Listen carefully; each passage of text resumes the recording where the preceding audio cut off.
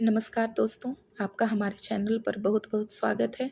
अगर आपको मेरी कहानियाँ पसंद आती हैं, तो आप हमारे चैनल को लाइक करें, सब्सक्राइब करें और बेल आइकन दबाना बिल्कुल ना भूलें, जिससे कि हमारी कहानी आपके पास पहुँचती रहे और कमेंट में हर हर महादेव लिखें। तो आइए आज की कहानी की शुरुआत करते हैं। बहुत समय पहले की बात है। पहाड़ों और घने जंगलों के बीच एक छोटा सा गांव बसा हुआ था। उस गांव में रामू नाम का एक गरीब किसान रहता था। उसके पास थोड़ी सी जमीन थी, जिससे वह अपने परिवार का पालन पोषण करता था। वह बहुत मेहनती, ईमानदार और भगवान शिव का परम भक्त था। रामू की एक आदत थी। वह हर सुबह सूर्योदय से पहले गांव के पुराने शिव मंदिर में जाता।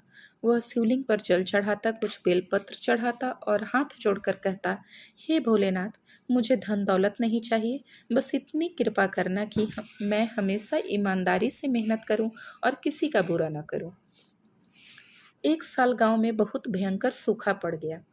खेत सूख गए, कुएं खाली हो गए और लोगों के घरों में अनाज की कमी होने लगी। कई लोग भगवान को दोष देने लगे, लेकिन रामू का विश्वास जरा भी नहीं डगमगाया। वह रोज पहले की तरह मंदिर जाता, पूरे गांव की खुशहाली की प्रार्थना करता। एक दिन जब वह मंदिर से लौट रहा था, उसने रास्ते में एक बूढ़े साधु को देखा। साधु बहुत थके हुए थे और कई दिनों से भूखे लग रहे थे। उन्होंने रामू से कहा, बेटा, क्या तुम्हारे पास खाने के लिए कुछ है? रामू के पास केवल 2 सूखी रोटियां थी। वही उसके पूरे दिन का भोजन था। उसने बिना सोचे एक रोटी साधु को दे दी और दूसरी अपने पास रखी। साधु ने मुस्कुराकर कहा, बेटा, तुम्हारा मन बहुत पवित्र है। भगवान शिव तुम्हारी भक्ति से अवश्य प्रसन्न होंगे। रामू ने विनम्रता से उत्तर दिया, बाबा, भूखे को भोजन कराना ही सबसे बड़ा धर्म है। अगले दिन रामू अपने खेत में पहुंचा। उसने देखा कि खेत के किनारे, जहां पहले सूखी मिट्टी थी, वहां से मीठे पानी की एक छोटी सी धारा बह रही है। पहले तो उसे अपनी आंखों पर विश्वास ही नहीं हुआ। उसने गांव वालों को बुलाया। सभी ने देखा कि सचमुच वहां पानी निकल आया है। गांव वालों ने उस पानी से अपने खेतों की सिंचाई शुरू की। धीरे धीरे पूरे गांव की फसल फिर से हरी भरी हो गई। लोगों के घरों में खुशियां लौट आई। कुछ दिनों बाद वही साधु फिर गांव आए। इस बार पूरे गांव ने उनका सम्मान किया। साधु मुस्कुराए और बोले, तुम सब जानना चाहते हो कि यह चमत्कार कैसे हुआ? सबने एक साथ कहा, हाँ बाबा। साधु बोले, भगवान शिव अपने भक्तों की परीक्षा लेते हैं। जब पूरे गांव में कठिन समय था, तब अधिकतर लोग केवल अपने बारे में सोच रहे थे, लेकिन रामू ने अपनी भूख की चिंता किए बिना एक भूखे को भोजन दिया। उसकी निस्वार्थ सेवा और अटूट विश्वास से भोलेनाथ प्रसन्न हुए। इतना कहते ही साधु के चेहरे पर अद्भुत तेज दिखाई देने लगा। कुछ क्षणों के लिए ऐसा लगा मानो वह स्वयं भगवान शिव का आशीर्वाद वहां उपस्थित हो। फिर साधु शांत भाव से वहां से चले गए।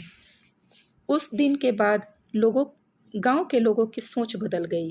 उन्होंने तय किया कि वे कभी किसी भूखे को खाली हाथ नहीं लौटाएंगे। हर फसल में से कुछ हिस्सा गरीबों और जरूरतमंदों के लिए अलग रखने लगे। रामू पहले की तरह सादा जीवन जीता रहा।